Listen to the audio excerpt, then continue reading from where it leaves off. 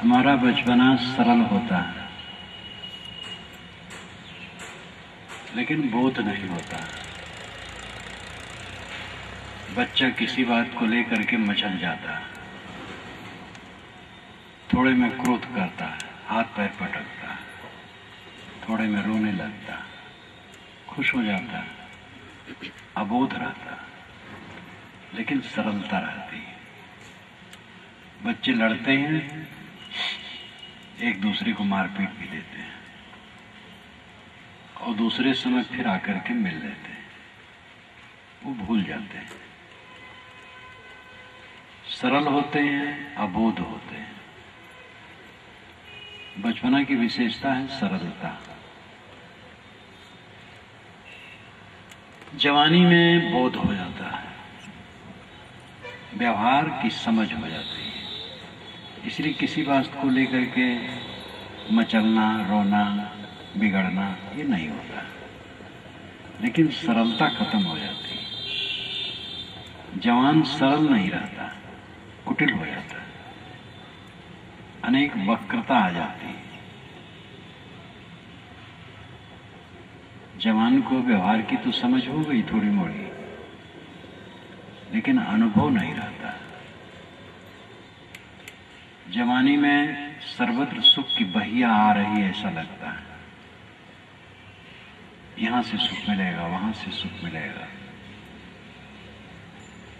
अनुभव नहीं रहता। परिपक्व अवस्था आते तक वो देखता है कि जहां से मुझे सुख की कामना थी, दुख मिला, तब अनुभव होता है। परिपक्व अवस्था और बुढ़ापा में अनुभव बढ़ जाता है, तो इस अनुभव से उसे वैराग्य मन में होना चाहिए, निष्कामता, अनासक्ति होनी चाहिए। संसार का कच्चा चिट्ठा आज तक उसने देख लिया, कैसा है भंगार, पूरा भंगार है। लेकिन वैराग्य नहीं होता है, खींच होती है, उद्वेग होता है। बूढ़ा उद्वेगित रहता है, क्रुद्ध, अंदर अंदर तामस में जलता रहता है। रोते रोते आदमी जन्मता है और शिकायत करते करते जीता है और पछताते पछताते मरता है। ये जिंदगी की हार। अभी आपने भजन में सुना, जीत की हार अभी बाकी है, धार अभी बाकी है, पार अभी बाकी है। जवानी में जीत, बुढ़ापा में हार। जवानी में कमाते हैं, बच्चों पर शासन है, जहां रहते हैं जरा सन फन से रहते हैं। बुढ़ापा में पहुंचे, कमाना भी बंद हुआ, एक किनारे बैठ गए, घर का मालिक बच्चा हो गया। अब सब समय सब में त्रुटि दिखाई देती, बच्चा कहे में नहीं, बहू बढ़िया भोजन नहीं बनाती, बाहर के लोग भी मेरे ऊपर ध्यान नहीं देते। जब बाहर के लोग आते हैं तो बच्चे से मिलना चाहते हैं, उनसे नहीं मिलना चाहते, क्योंकि उनकी जिम्मेदारी नहीं है, स्वाभाविक है।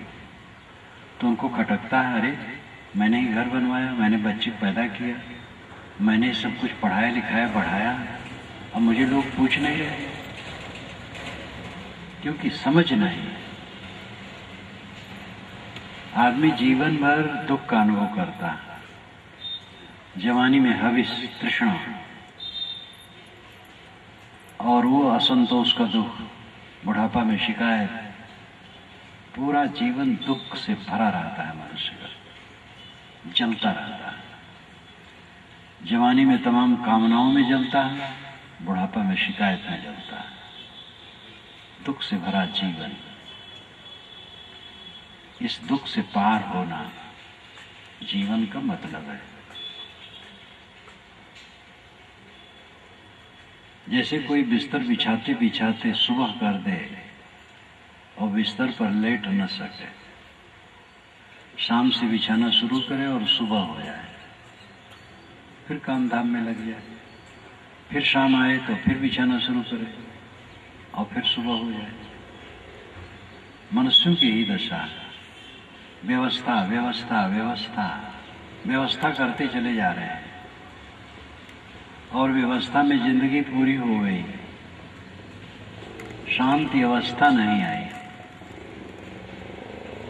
व्यवस्था के बाद शांति अवस्था आनी चाहिए, लेकिन व्यवस्था ही बीत गया, शांति अवस्था आई है नहीं। ये हार, जिंदगी की हार। ये जिंदगी मुक्ति के आनंद को भोगने के लिए, मानव जीवन मुक्ति के आनंद को भोगने के लिए। मुक्ति का आनंद अहंकार कामना छोड़ने से होगा। अहंकार जितना है बेवकूफी के सिवा कुछ नहीं। मूर्खता, बेवकूफी, अहंकार पर्याय है। कौन सी वस्तु आपकी है जिसका आपको अहंकार है? अभी आ रहे थे, भैंसे की एक गाड़ी जा रही थी, एक लड़की साइकिल से जा रहे थे। वेग ही तो एक्सीडेंट का कारण है। लोग धीरज धर के नहीं जाना चाहते, शांति से चलें, पिछड़ करके चलें। ओवरटेक करने की चेष्टा हरदम, लड़की साइकिल से तेज चलना चाहते थे। उसकी एक पहिया भैंसे गाड़ी के पहिए के नीचे चली गई। पहिया खराब हो गई, पैर बच गए, सबसे बड़ी बात है।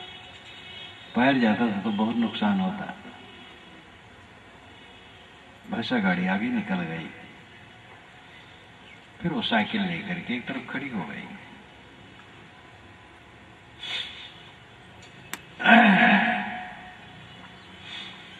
अगर पैर चला जाता उसमें तो अब तक तो हॉस्पिटल में होती। सब जगह खतरा है, लेकिन खतरा को लेकर के लोग घर में तो नहीं बैठे रहेंगे। ट्रेन का एक्सीडेंट होता है, बहुत से लोग मर जाते हैं, वस्तुएं बिखर जाती है। रात में हो तो लोग लूटने आ जाते हैं। जो बचे रहते हैं स्टेशन मास्टर के पास जम करके कहते हैं हमारे लिए दूसरी गाड़ी का प्रबंध कीजिए, जल्दी से जल्दी। जिस गाड़ी से सैकड़ों लोग मर गए, उसी गाड़ी पर चढ़ने के लिए सब तैयार रहते हैं। आदमी कहां तक निराश होकर के बैठे?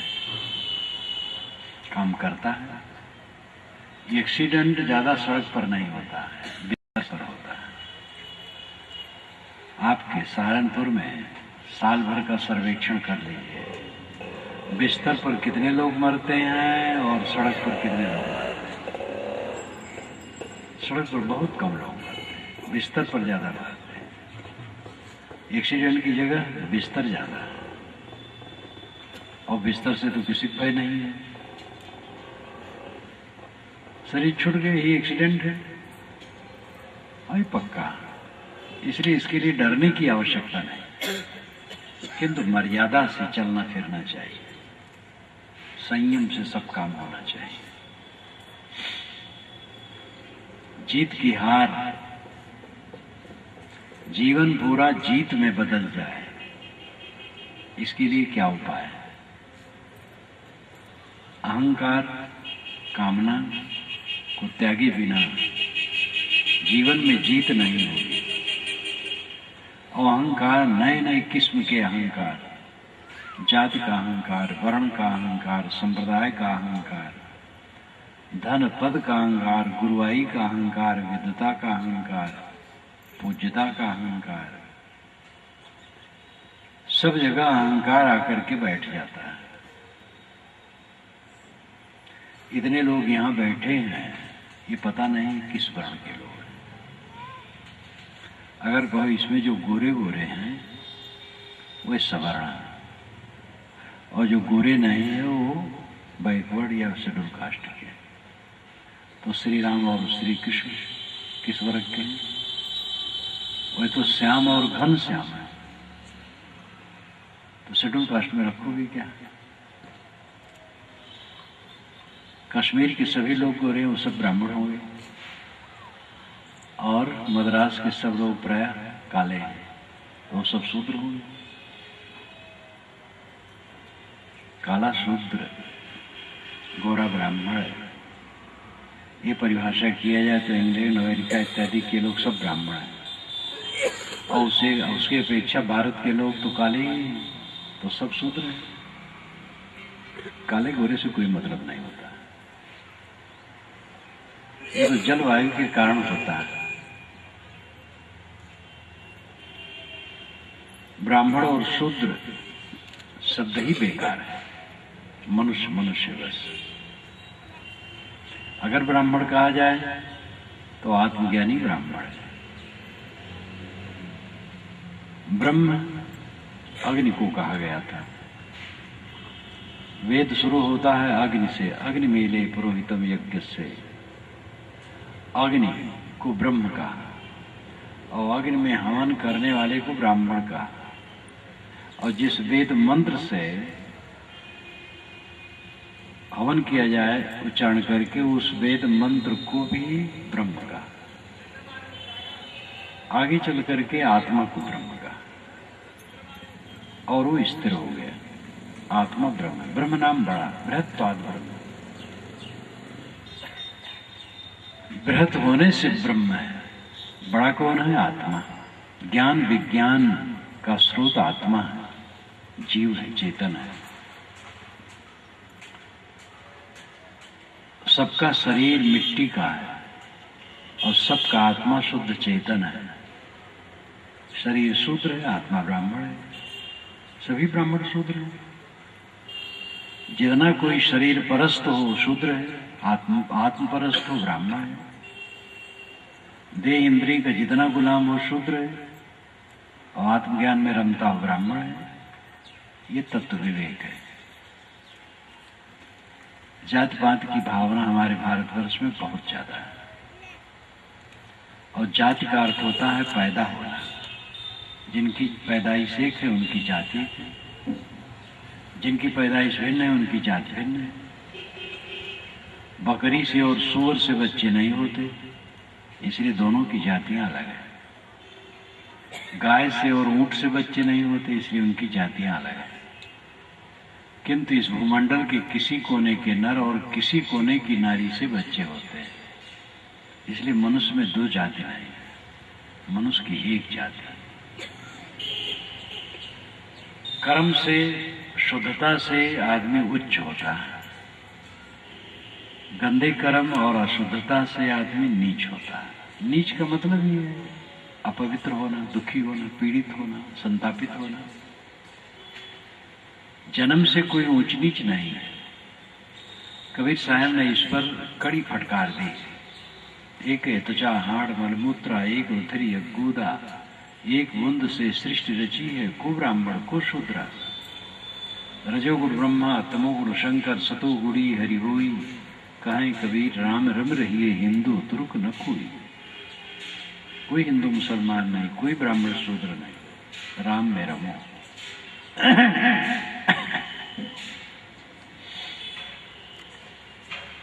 जात पात की भावना, छुआछूत की भावना की परीक्षा होनी चाहिए।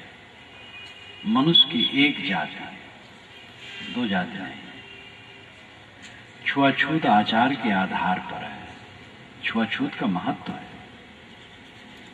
गंदी स्थिति में है आदमी अछूत है, स्वच्छ स्थिति में हो गया अछूत नहीं। एक मेहतर स्नान करके शुद्ध वस्त्र पहन लिया, अछूत नहीं। दूसरा व्यक्ति है टट्टी घर में गया, टट्टी होके आया, अछूत है, स्नान कर लिया तो अछूतत्व तो खत्म हो जाए। गंदा आचरण है अछूत है, पवित्र आचरण है अछूत नहीं है। आचार विचार की पवित्रता, शुद्धता और अशुद्धता में छूतत्व अछूतत्व होते हैं। जन्म से कोई छूत अछूत नहीं। आज से 500-600 वर्ष पूर्व सदगुरु कबीर ने ये चाहा था कि मानव मात्र का अधिकार सभी दिशाओं में समान हो और कोई किसी को अछूत न करे। जैसी जिसकी योग्यता हो आगे बढ़े, और वह आज कानून के रूप में बदल गया। स्वतंत्र भारत में कानून के रूप में बदल गया। ये कबीर विचारों की सच्ची विजय है। लोकसभा भवन और विधानसभा भवन में वर्ण व्यवस्था के समर्थक भले बैठे हो, लेकिन उनको विवश होकर के कबीर के अनुसार मानवीय दृष्टि रख करके कानून बनाना पड़ेगा। वो बना रहे हैं। कानून बनाने वालों में चाहे किसी को खटकता हो खुद, ये रे ब्राह्मण और शूद्र सब बराबर हो जाएंगे, लेकिन मजबूर होकर उनको बनाना है। एक थानेदार है, ब्राह्मण है, रूढ़ ब्राह्मण जैसे लोग कहते हैं, ब्राह्मण कहे जाने वाले घर में जन्मा। एक किसी शेड्यूल कास्ट के युवक ने वहां पर एप्लीकेशन दिया कि अमुक जगह में मुझे अछूत कह करके अपमानित किया गया, तो उस ब्राह्मण कहे जाने वाले थानेदार को उसे पकड़ना होगा जो उसे अछूत कहा है और जेल भेजना होगा। कानून ऐसा बना है। ये स्वतंत्र भारत में कबीर विचारों का कानून बन गया है। ये कबीर विचारों की गंभीरता है, और यही सब समय होना चाहिए। मानवता के साथ अपराध, अपराध ही नहीं पाप। किसी को तलवार से मार देना महापाप है, और किसी के मन में ये बैठा देना कि तुम जन्म से नीच हो, और घोर पाप है। उसकी तो आत्मा का हतन कर दिया गया। इसलिए कभी किसी से कोई जाति न पूछे, किस जाति से हो। मनुष्य जाति देख रहे हो, किस जाति से। विवाह शादी करना हो तब आप पूछ ले। अगर आप अंतर जाति शादी मानते हैं तो उसमें पूछने की जरूरत नहीं, आचार विचार और स्थिति देखना होगा। और अगर अंतर जाति शादी नहीं मानते हैं तो जात पूछ लीजिए। वो कभी लड़की और लड़का की शादी करने के संबंध में पूछना पड़ेगा, ज्यादा नहीं। लोग तो रास्ता चलते पूछते रहते हैं, भैया कौन लोग हो, किस दूध के हो। ये बहुत बड़ी गलती है। कभी जात किसी से मत पूछो। जात देख रहे हो मनुष्य। एक आदमी ने एक से कहा किस जात के हो, तो वहां एक बैल बैठा था। उन्होंने कहा ये किस जात का है। ये तो बैल है। ये तो बैल को पहचान लिया, मनुष्य को नहीं पहचानता।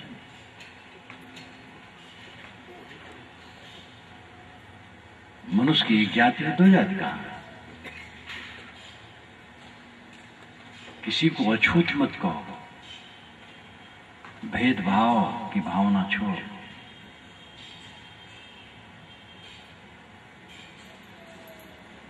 जाति अहंकार, वर्ण का अहंकार, संप्रदाय का अहंकार।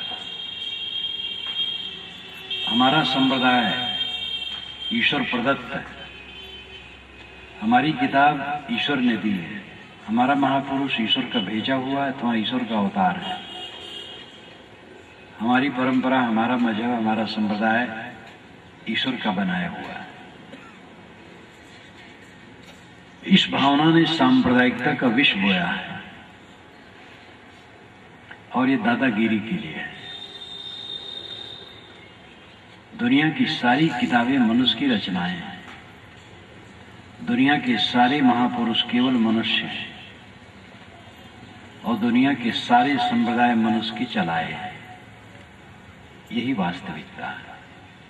इस वास्तविकता को स्वीकार कर लेने पर सांप्रदायिकता का विष खत्म हो जाएगा। सांप्रदायिकता के जो विष फैला है उसके मूल में झूठाई है, अलौकिकता की बात। अपने संप्रदाय, महापुरुष और पुस्तक, इन तीन के विषय में अलौकिकता का आरोपण इस सांप्रदायिक विष पैदा करता है। जैसे जाति अहंकार है, वैसे संप्रदाय का अहंकार है। हमारे संप्रदाय वाला स्वर्ग और मोक्ष पाएगा, दूसरे वाला नहीं। ठेकेदार बने हैं लोग, मोक्ष और स्वर्ग देने के ठेकेदार ये मजहब वाले बने। मोक्ष और स्वर्ग व्यक्तिगत विषय है। मन मैला है, नरक है। मन स्वच्छ है, स्वर्ग है। मन मोह माया में डूबा है, बंधन है। मन मोह माया से मुक्त हो गया, मोक्ष है। ये व्यक्तिगत विषय है। कोई संप्रदाय सत्य का ठेकेदार नहीं है। इसलिए जैसे जातीय अहंकार छोड़ना चाहिए, वैसे संप्रदाय का अहंकार भी छोड़ना चाहिए। सभी अहंकारों का केंद्र शरीर है और शरीर पानी का बुलबुला है। कब ये ढल जाए कुछ ठिकाना नहीं, कब रोगग्रस्त हो जाए, कब शून्य हो जाए। पद प्रतिष्ठा, धन दौलत, विद्या अधिकार सब कुछ नाशवान। बड़े बड़े विद्वान विस्मृत में चले जाते हैं। महापंडित राहुल सांकृत्यायन 33 भाषाओं का ज्ञाता और कई भाषाओं में तो निष्णात, लेकिन उसको विस्मृत का रोग हुआ तो काखा नहीं जानता था। भिक्षु धर्म रक्षित जो वाराणसी सारनाथ के बोध कॉलेज के प्रिंसिपल थे, उन्होंने मुझे बताया था सन 71 में कि राहुल सांकृत्यायन अगर जीवित रहते और स्वस्थ हो जाते तो फिर से उनको काखा और ABCD पढ़ाना पड़ता। ऐसा विस्मृत का रोग हो गया था। कुछ स्थिर नहीं है, सब नाशवान है। किस चीज का अहंकार है? देखते देखते सब गलता जाता है। बनना और बिगड़ना ये जगत का स्वभाव है। बन रहा है, बिगड़ रहा है, उत्पत्ति प्रलय, नित्य उत्पत्ति नित्य प्रलय होगी। जिस पर हमें गर्व है वो सब नाशवान है। नाशवान पदार्थों को लेकर के लोग आपाधापी करते हैं, चालबाजी करते हैं, तिकड़मबाजी करते हैं, राजनीतिबाजी करते हैं और हत्या तक करते हैं। सामूहिक हत्याएं होती हैं और 4 दिन के बाद स्वयं उसी काल के गाल में चले जाते हैं। माया करक कदीम है, कुकुर मिले लक्कोट, दावा करी करी पचमुए, अंध चले सब छोड़। माया, दुनिया की माया कैसे है? करक कदीम, करक हड्डी, सूखी हड्डी, कदीम पुरानी, अनादिकाल की। ये माया अनादिकालीन है, सूखी हड्डी। कुकुर मिले लखकोट, लाखों करोड़ कुकुर मिले और उस हड्डी को नोच रहे हैं और दावा कर कर पच मर रहे हैं और अंत चले सब छोड़। अंत में सब छोड़ के चल देते हैं। जिस जमीन मकान पद प्रतिष्ठा के लिए लड़ाई करते हैं वो जमीन मकान पद प्रतिष्ठा छोड़ करके चल देते हैं। कुत्तों को देखो, मैं बचपन में देखा हूं, जहां मेरा शरीर जन्मा था गांव के बाहर एक बड़ा मैदान था।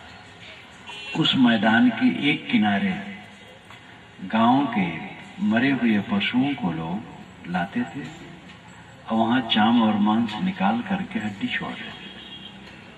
जब काफी हड्डी हो जाती थी तो वो बेच लेते थे, जो पेशे वाले थे। तो वहां सूखी हड्डियों को कुत्तों को नोचते देखा और झगड़ते देखा और एक दूसरे को कुत्ते चढ़ बैठते थे, काट लेते थे। और सूखी हड्डी को कुत्ते चाटते हैं तो उनकी मूर्धा से रक्त निकलता है गरम गरम, और उसका स्वाद वे चखते हैं तो समझते सूखी हड्डी से निकल रहा है। ऐसे दुनिया के जितने भोग हैं सबसे बड़ा भोग काम भोग माना जाता है, जो बिल्कुल सूखी हड्डी अपना ही शक्ति क्षय करके आनंद की कल्पना। सुख किसमें है? एक आदमी शांत बैठा है, इतने में उसके मन में काम वासना उदय हो गई, मन खलबला गया, नहीं रोका और खलबलाया, बेबल हो गया। स्त्री है तो पुरुष की कामना, पुरुष है तो स्त्री की कामना। फिर क्षय, मलिनता, पछतावा, ग्लानि, क्या हुआ? सुख कहाँ हुआ? सुख तो पहले था जब चित्त शांत था, ये तो दुख हुआ सब। आदत बनी, वासना उद्वेगित कर रही है, क्या फायदा हुआ? सबसे बड़ा सुख जिसको मान रखे हैं उसी के पीछे सारी व्याधियां। सम्मान का सुख, पद का सुख, पद को लेकर, महंती को लेकर के हत्याएं होती हैं और सामान्य चालबाजियां तो होती ही हैं। कहीं कहीं अति हो जाता है, लोग तो अगले महंत को मार करके लोग बैठते हैं, तिकड़मबाजी से मरवा देते हैं और थोड़े दिन के बाद स्वयं मर जाते हैं या मार डाले जाते हैं। तो भोग की वासना आदमी को पाप में लिप्त कर दी। राजनीतिक बाजी की दशा तो आप देख ही रहे हैं, कैसी दुर्दशा है।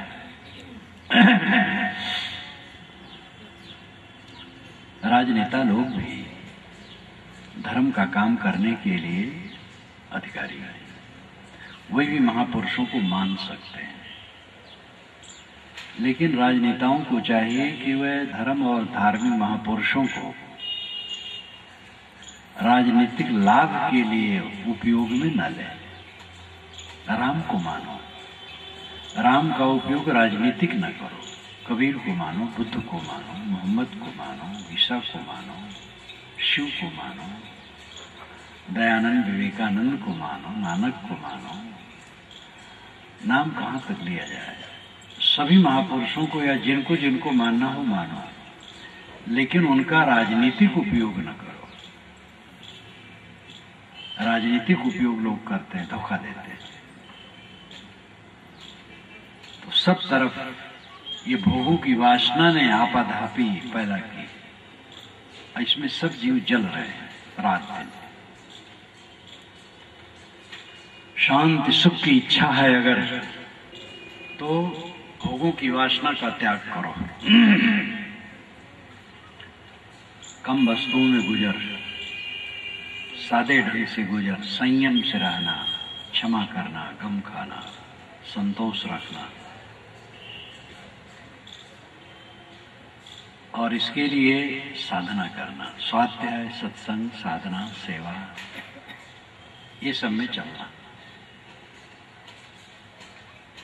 सत्संग और स्वाध्याय से ज्ञान मिलता है। जो साधन संपन्न संत और भक्त हैं उनके पास बैठे। साधकों में दो धारा है, एक गृहस्थ, एक विरक्त। विरक्त आगे है, गृहस्थ पीछे है, लेकिन लेवल एक है, सड़क का लेवल एक है। दोनों उस मार्ग में चल रहे हैं। जो साधना में चलता हो, बोध विचार में चलता हो, ऐसे संतों और भक्तों की संगत करो और उनसे विचारों की प्रेरणा लो। दूसरा आधार सदग्रंथ है, ज्ञान के ग्रंथ। ज्ञान के ग्रंथ रखो, उसका पठन पाठन करो। आजकल विज्ञान ने सुविधा दे दी है, प्रवचनों की रिकॉर्डिंग चलती है और घर में लगा दो, सब सुनते रहें। ये भी सत्संग है। तो ये ज्ञान की खुराक के लिए श्रवण और पठन, ये दोनों की जरूरत है। इसके साथ साथ रोज चिंतन और ध्यान। चिंतन का अर्थ है वास्तविकता का विवेक करना। एक मनोविलास, एक चिंतन, दोनों बड़ा फर्क है। एक बूढ़ा आदमी कल्पना करता है मैं 22 वर्ष का जवान हूं, झोपड़ी में और महल की कल्पना करता है। ये मनोविलास है, ये नरक है। चिंतन का अर्थ है जो जैसे उसको वैसे देखना। शरीर हड्डी का ढांचा, चाम का थैला, मरवांश का पिंड है, जड़ है। आत्मा शुद्ध चेतन है, मैं शुद्ध चेतन हूं, शरीर नहीं। सब चीजें परिवर्तनशील हैं, जीव के साथ कुछ रहने वाली नहीं है। इन वास्तविकताओं को देखना चिंतन कहलाता है। चिंतन से मोह कटता है, मोह कटने से साधना में सरलता होती है। ध्यान का अभ्यास करो, अकेले में बैठो, ध्यान करो। हर आदमी को 1 घंटा, 2 घंटा, 3 घंटा, 4 घंटा, जितना संभव हो 24 घंटे में अलग बैठने का काम करना चाहिए। अकेले में बैठो और संतों से, ग्रंथों से जो विचार मिले हैं उसका चिंतन करो, अथवा सरगम करो अकेले में बैठ करके, या चिंतन करो या ध्यान करो। स्वाध्याय, चिंतन और ध्यान, ये 3 को लो। औपचारिक पूजाएं भी अकेले में बैठ करके लोग करते हैं। कोई मूर्ति या पिंड रख लिए, फूल पत्ती चढ़ाते हैं, मंत्र जपते हैं, अच्छा चढ़ाते हैं, ऐसा भी करते हैं। कोई नमाज पढ़ता है, कोई प्रार्थना करता है, ये सब भी अपनी साधनाएं हैं। जिस योग्यता की जो है करते हैं, ठीक है, कोई बुरा नहीं। लेकिन कल्याण के लिए चाहिए स्वाध्याय, चिंतन और ध्यान। स्वाध्याय से ज्ञान का अर्जन होगा, चिंतन से मोह कटेगा और ध्यान से वो अवस्था आएगी जिसे आप चाहते हैं, दुखहीन दशा। ध्यान की प्रक्रिया क्या है? सद्गुरु कबीर ने कहा, सहज ध्यान लो, सहज ध्यान लो। और संतो सहज समाधि भली, सहज समाधि और सहज ध्यान उन्होंने दोनों कहा। ध्यान की पहली प्रक्रिया है चित्त को एकाग्र करने का अभ्यास करना। दूसरी अंतिम प्रक्रिया है चित्त वृत्ति को शांत कर देना। एकाग्र करना और शांत कर देना, दोनों में फर्क है। एकाग्र का अर्थ है एक अग्र, आगे एक। हमारा मन बहुत शाखा वाला है, भटकता रहता है इधर उधर। उसको एक लक्ष्य में बांधें, अकेले में बैठें। उसके लिए तैयारी ये चाहिए कि सात्विक भोजन करो, नशा और मांस से दूर रहो। सात्विक भोजन करो और हल्का भोजन करो, डट के न खाओ। लड़ाई झगड़ा विवाद कला से दूर रहो, संयम से रहो। और सुबह शाम जब अवसर हो अकेले में बैठो, स्थिर आसन से बैठ जाओ। रीढ़, गला, सिर सीधा रखो, आंखें बंद कर दो और अपने लक्ष्य को एक आधार में टिकाओ। अगर आप किसी महापुरुष को आदर देते हैं, उसके चित्र को मन में ले लो, उसी में मन टिकाओ। ये साकार योग है। आंखें बंद करो, बंद आंखों में अंधकार या प्रकाश जो दिखाई दे उसी में मन को रोको। कोई कल्पना न करो, बंद आंखों में जो दिखाई दे उसी में मन को ठहराओ। सांस अपने आप आती है जाती है, सांस पर मन टिकाओ। केवल सांस को देखो और कुछ नहीं। देखने मतलब ख्याल रखना, सांस का ख्याल रखो, बस सांस पर मन ठहराओ और कहीं ना लगाओ। बिंदु की कल्पना कुछ लोग कर लेते हैं, चमकता हुआ बिंदु हृदय में है, उसी मन को ठहराओ। शब्द कानों में उंगली डाल लेते हैं, आवाज सुनाई देती है अंदर की गनगनाहट, उसी में मन को रोकते हैं। तो इस प्रकार कोई आधार लीजिए, एक आधार एक समय में, और मन को उसी में बारंबार नियोजित करो। ये ध्यान का प्रथम अभ्यास है। दीर्घ काल तक करते करते जब ये अभ्यास मच जाता है तब काफी सुवस्था आ जाती है। और इसके साथ साथ स्वाध्याय, सत्संग, चिंतन ये सब चलते रहना चाहिए। ये विचार करते रहो क्या मेरा है, मेरे साथ क्या रहने वाला है, अंत में क्या शेष रहेगा? हमारे बाबे दादे गए, राम नाम बज चेत देख मन माही हो, लक्ष्य करोड़ जोर धन गाड़े चलत डुलावत बाही हो, दादा बाबा ओ परपाजा जिनके यह भूमि भाड़े हो, आदर भय हियो की फूटी तिन काहे सब छाड़े हो, ई संसार सार को धंधा अंत काल कोई नाही हो, उपजत बिनसत बार न लागे जो बादर की छाही हो, नाता गोता कुल कुटुंब सब इनकर कौन बढ़ाई हो, काहे कबीर एक राम भजी बिन बूढ़ी सब चतुराई हो, बादल की छाया बनी और बिगड़ी सारी माया की चीजें ऐसे हैं। हमारे बाबे दादी के समय की चीजें आज क्या है? आपके घर में 100 वर्ष पुरानी वस्तु न होगी, आपका घर ही 100 वर्ष पुराना नहीं होगा। 100 वर्ष के पहले वाला कोई है ही नहीं है। काल सबको निरंतर पीस रहा है, इस पर लोग ध्यान ही नहीं देते। भोगों के लिए जोश है, आपाधापी, मेरा हो जाए, मेरा हो जाए, मेरी मर कर करके सब मर रहे, को सवासी नहीं। अपने को पहचाने, अपने को समझें, ध्यानाभ्यास करें। चित्त में वैराग्य बढ़ेगा तो ध्यान का अभ्यास सरल होगा। मैंने कल ही कहा था कि वैराग शब्द से आप घबराएं नहीं, और वैराग का अर्थ घर छोड़ना और कपड़ा बदलना नहीं है।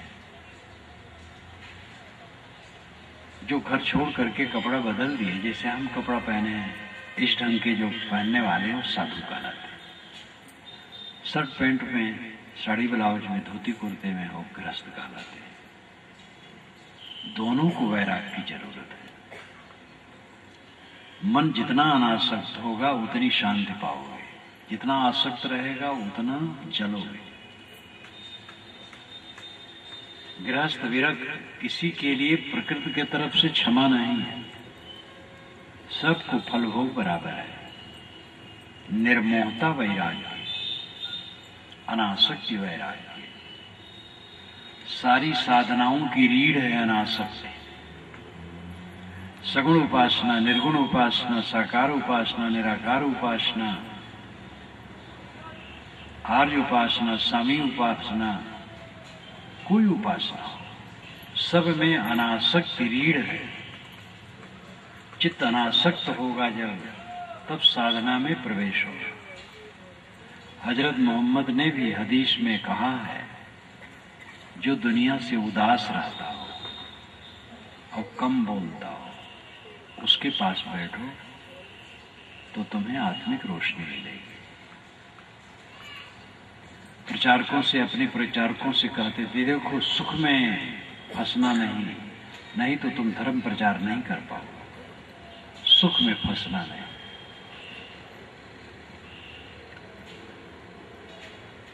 बाइबल उठाओ, वेद, कुरान और ग्रंथ, गीता, रामायण, सतगुरु कबीर की वाणी, नानक साहब की वाणी, दरिया साहब की वाणी, गरीब साहब की वाणी, गोस्वामी जी की वाणी, कोई वाणी उठाओ। अनासक्ति पर जोर हर जगह है। लोग कहते वेदों में वैराग नहीं।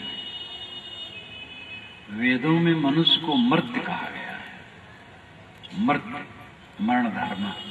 जानवरों को मर्त्य नहीं कहा गया। जानवर भी मरते, लेकिन जानवर समझेंगे नहीं, मनुष्य समझेगा। तो वेद के ऋषि मानव मनुष्यों को जता रहे हैं, तुम मर्त्य हो, मरण धर्म हो। हर जगह वैराग की बात मिलती है, हम सुन पावे तो। ये पूरी सृष्टि जो दिखाई देती है वैराग का उपदेश करती है। बचपन से आज तक आप क्या पाए हैं? दुख के अलावा कुछ पाए हैं? ठोकर ठोकर ठोकर, चाटे चाटे चाटे चाटे और कांटे, क्या पाए? ये जवान लोगों को भ्रम होगा कि नहीं मिलेगा जरूर। जवान भ्रम में रहते हैं, लेकिन कोई जवान अपने पास बैठे बूढ़े से पूछ ले कि बाबा आप जीवन में क्या पाए? तो अगर वो अकल वाला होगा तो बताएगा।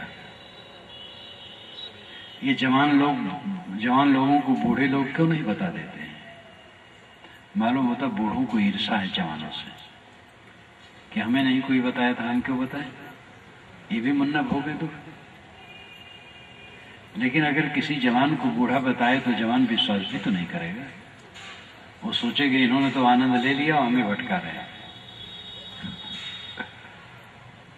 तो जवानी में एक भ्रांति रहती है, सुख आ रहा है, सुख आ रहा है, आ रहा है। बूढ़े तो देख लिए, ठोकर खाते खाते पा गए सुख। मुकदमा में हारे हुए, जुआ में हारे हुए जुआरी की तरह बूढ़े बैठे हैं बेचारे। ये बुढ़ापा जीवन मुक्त के लिए है। ये तब होगा जब साधना भजन में मन लगाओ, आसक्ति छोड़ो, ध्यान करो, चिंतन करो, अंतर्मुख हो। नहीं तो बुढ़ापा रोते रोते बस समाप्त हो जाएगा। हमारे शरीर के अंगों को, बालों को प्रकृति पकाती है, लेकिन हमारे मन को नहीं पकाती। हमारे काले बाल उजले हो जाते हैं, चिकना चाम सिकन से भरा हो जाता है, अंग ढीले हो जाते हैं, सब जितने अंग सब ढीले ढाले और विद्रूप हो जाते हैं। प्रकृति शरीर को, बालों को, सबको पकाती है, मन को नहीं पकाती। मन को पकाने के लिए आपको स्वयं भक्ति, साधना, ज्ञान, वैराग्य में चलना होगा। मन पके तब अमृत है। कच्चे फल, कच्चे आम खट्टे होते हैं, चिकने तो होते हैं लेकिन खट्टे होते हैं। पके आम में सिकन भले हो लेकिन मीठे होते हैं। जवान देखने में सुंदर भले लगे लेकिन एक कच्चे होते हैं, और बूढ़े देखने में सुंदर न लगे लेकिन वो पके होते हैं। किंतु बूढ़ा पका हुआ है जो मीठा, प्रायः बूढ़े खट्टे होते हैं। 4 बूढ़े इकट्ठे होंगे तो अपने बच्चों की निंदा शुरू करेंगे, कहे भैया राम राम राम राम, कुशल मंगल। कुशल मंगल क्या बताऊं, लड़का कहे में नहीं। अरे माताएं भी अपने बहुओं पर डटी रहती हैं, बहू की निंदा करती हैं, और बहू की जितनी निंदा करोगे समझ लो बुढ़ापा आपके लिए सुखद नहीं होगा। बहू तो बनेगी मलकिन और तुम एक किनारे बैठ जाओगे, तो बासी भात तुम्हें दे दिया करेगी। लेकिन अगर अपने सास को कोई बासी भात देगी तो उसे भी बासी भात मिलेगी जब वो बुरी होगी तब। इसलिए ऐसा नहीं करना। ये माताएं अपने बहुओं को कोसती रहती हैं और ये देवता लोग अपने बच्चों की निंदा करते रहते हैं। कभी बच्चों की निंदा न करो। बच्चे जितनी सेवा करते हैं बहुत है। बच्चे सेवा करें धन्यवाद दो, न सेवा करें धन्यवाद दो। कोई पूछे बच्चे कैसे हैं, अच्छे हैं, आज्ञाकारी हैं, बढ़िया हैं। अच्छा कहने से अच्छा बनता है, बुरा कहने से बुरा होता जाता है। बुराइयां हैं, प्रेम से, हंसने से समझाओ, रास्ते पर लाओ।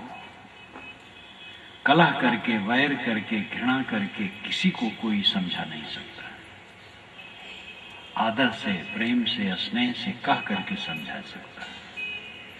जहां समझाने की शक्ति नहीं रहती है, अर्थात जो आदमी समझना नहीं चाहता, वो स्टेज दूसरा है। कुछ लोग होते हैं जिनको आप समझा नहीं सकते। वे बड़े सूरवीर और बड़े ऊंचे होते हैं, तो उनसे क्षमा मांग लो, गम खा लो, हट जाओ। उनको इतना घोर अहंकार होता है अपनी बुद्धि का, अपने आचार का, वो डूबने वाले होते हैं।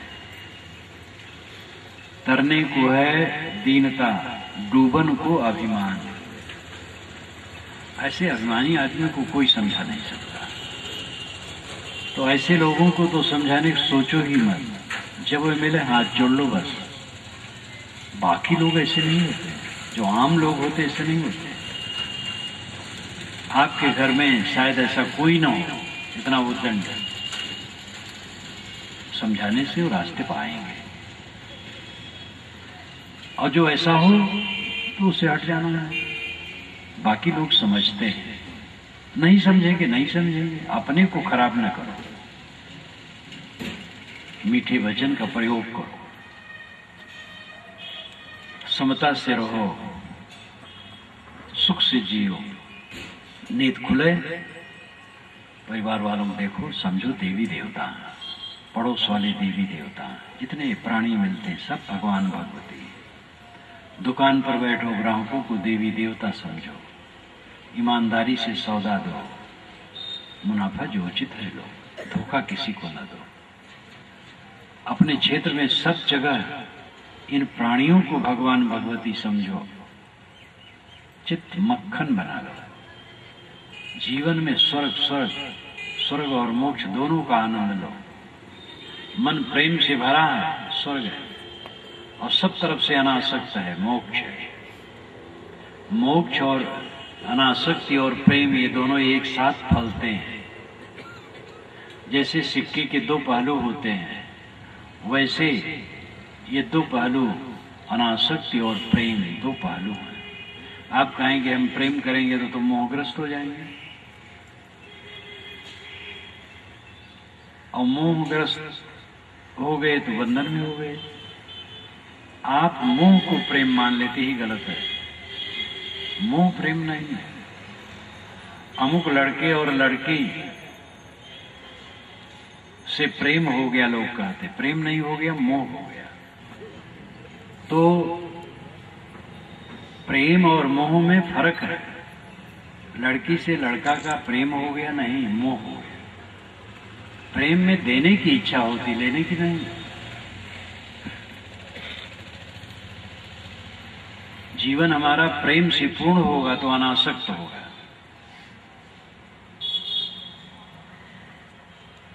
महाराज राम के मन में प्रेम था, मोह नहीं था। मोह होता तो राजगद्दी के लिए बैठ जाते, उनको कोई हटा नहीं पाता। सारी सत्ता उनके साथ थी, कई कुछ न कर पाती। भरत आते, राजगद्दी राम की हो जाती, लेकिन उनके मन में सत्य के लिए प्रेम था और वे छोड़ करके चल दिए। भरत को गद्दी मिल गई थी, लेकिन उनको सत्य के लिए प्रेम था, गद्दी उन्होंने नहीं ली। ये प्रेम है। वो लड़की अमुक लड़का से मोह कर ली, ये प्रेम नहीं है, तो मोह है। तो प्रेम के कबीर साहब ने कैसा कहा है, ढाई आकर प्रेम का पढ़े सो पंडित हो गए। ये लड़की लड़का प्रेम है, चाम का। चाम देख करके मोहा गए, यही प्रेम ढाई आकर का है, वही विद्वान होता है। कम से कम कबीर साहब की साखी तो याद करो। वे प्रेम को सब तरफ का पांडित्य एक तरफ रख देते हैं, और प्रेम का पांडित्य वजनदार बताते हैं। प्रेम का पांडित्य, पोथी का पांडित्य नहीं। जो प्रेम से परिपूर्ण है वो पंडित है। तो मन में प्रेम है और अनासक्ति है, बस स्वर्ग और मोक्ष दोनों है।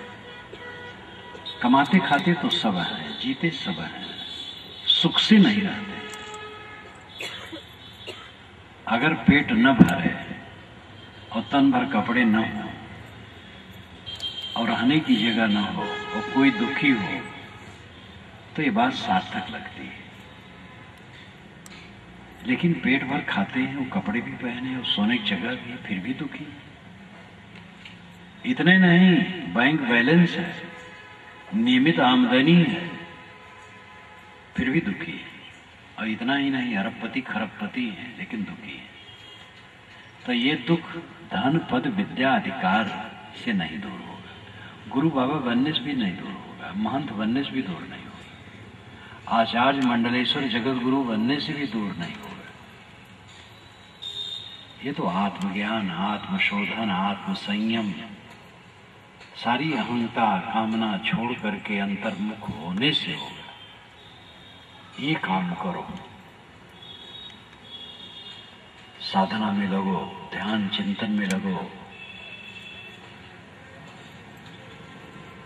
मानव जीवन अत्यंत मूल्यवान है और इसकी सार्थकता साधना में है। सेवा भक्ति शुरुआत है, ज्ञान वैराग्य अंतिम फल है, और सेवा भक्ति जीवन भर जरूरी है। ज्ञान वैराग्य में कोई आगे बढ़ जाए और भक्ति कमजोर हो जाए तो ज्ञान वैराग्य ठंडा हो जाएगा। भक्ति तो भूमिका है, सेवा भूमिका है, विनम्रता भूमिका है, उसके बिना तो कुछ नहीं। भक्ति ज्ञान वैराग्य कर्म वाले भी एक विवाद करके एक दूसरे को ऊंचा नीचा कहते हैं, ये गलत है। भक्त की आवश्यकता है, कर्म की आवश्यकता है, वैराग्य की आवश्यकता है, ज्ञान की आवश्यकता है। एक रोटी बनाने में ज्ञान चाहिए, कितना पानी आटा में डालें, कैसे गूंदें, कैसे सेकें, और कर्म चाहिए, सारी चीजों को लेकर के भोजन बनाने का काम संपादित करना, और भक्ति चाहिए, श्रद्धा से बनावे, नहीं तो अच्छा नहीं बनेगा। हर काम में ज्ञान भक्ति सब कुछ चाहिए। इसलिए इसमें भी संप्रदाय चल गया, भक्ति मार्गी अलग, कर्म मार्गी अलग, ज्ञान मार्गी अलग, ये गलत है।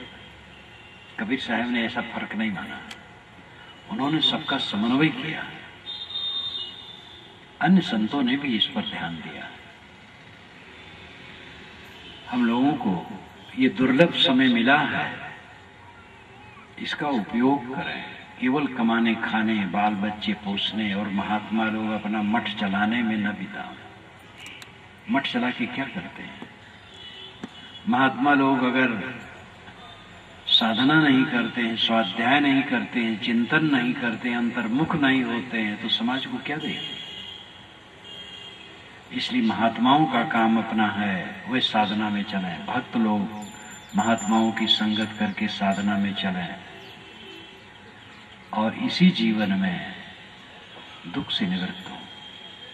सुबह नींद खुले, मन में कोई दुख का झटका न हो, और दिन भर अपना काम धाम साधन भजन करते हुए आनंद से बितावें। बिस्तर पर जाएं, सुख से सो जाएं, सुख से जागना, सुख से सोना, सुख से जीना और सुख से मरना, ये जीवन का फल है। धनी होना जीवन का फल नहीं है, विद्वान होना जीवन का फल नहीं है, पूज्य होना जीवन का फल नहीं है, प्रतिष्ठित होना जीवन का फल नहीं है। सुख से जीना, सुख से मरना जीवन का फल है, और ये भक्ति साधना में चल करके होगा।